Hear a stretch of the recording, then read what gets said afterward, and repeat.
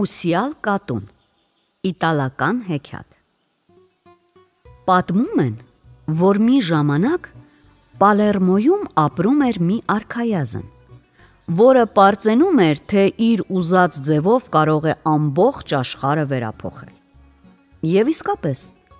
նրա պալատում տարօրինակ բաներ էին կատարվում։ Ձիուն նա սովորեցրեց միս ուտել, նրա շունը խոտ էր ծամում,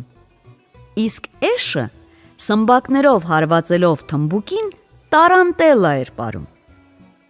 Բայց արքայազնը ամենից շատ հպարտանում էր իր կատվով։ Հարուստ կեղծամներով և սև թիկնոցներով 10 գիտուններ 10 տարի ժամանակ վատնեցին, որպեսզի արքայազնին սովորեցնեն բոլոր գիտությունները, այն ամենը, ինչ անհրաժեշտ էր նրա բարձր տիտղոսի համար։ Բայց ինքը արքայազնը ավելի շատ ջանքեր գործադրեց, քան 10 գիտունները 10 տարի շարունակ, միայն այն բանի համար, որ կատուն մոռանա, թե ինքը կատու է։ Երբ արքայազնը հասավ իր նպատակին, ընկերներին ասաց. «Վաղը ինձ մոտ ընթրիքի եկեք, և դուք կհամոզվեք, որ համառորեն աշխատելու դեպքում կարելի է բնությանը հաղթել։ Դա ձեզ կապացուցի իմ ուսյալ կատուն»։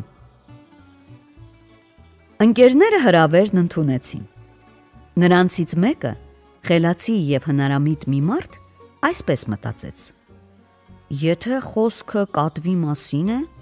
ապա լավ կլինի, որ հետս մի մուկ տանեմ»։ Այդպես էլ արեց։ Մյուս օրը բոլորը հավաքվեցին պալատի հանդիսասրահում։ Հարուստ սեղան էր բացված։ Սեղանի կենտրոնում, ասես փայտից սարքած արձան, անշարժ նստել էր ուսյալ կատուն, վառված մոմը առջևի թաթերով պահած։ Երբ հյուրերը նստեցին սեղանի շուրջը,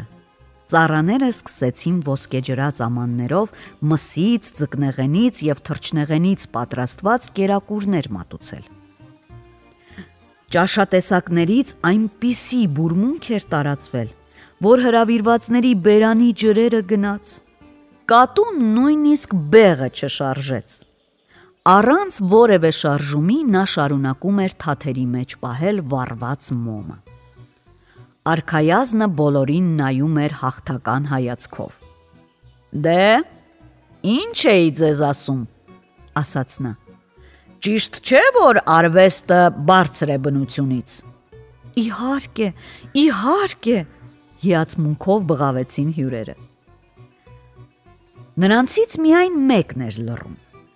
Նա իր կողքին դրեց փետուրներով զարդարված լայնեզր գլխարկը և գլխարկի տակ աննկատ բաց թողեց հետը բերած մկանը։ Մուկն իրեն ազատ զգալով սուր քիթն իսկույն դուրս հանեց գլխարկի տակից։ Հազիվ էր կատուն մկանը տեսել, երբ մոռացավ այն ամենը, ինչ որ չարչարանքով նրան սովորեցրել էր արքայազնը։ Մոմը մի կողմ թռավ, ծնգլտացին կոտրատվող բաժակները, իսկ կատուն մկանը բռնելով պոչը ետևից սեղմեց ու փախավ։ Այդպես էլ արքայազնին չհաջողվեց վերափոխել ոչ միայն ամբողջ աշխարհը իր ուզած ձևով, այլ նույնիսկ կատվային բնավորությունը։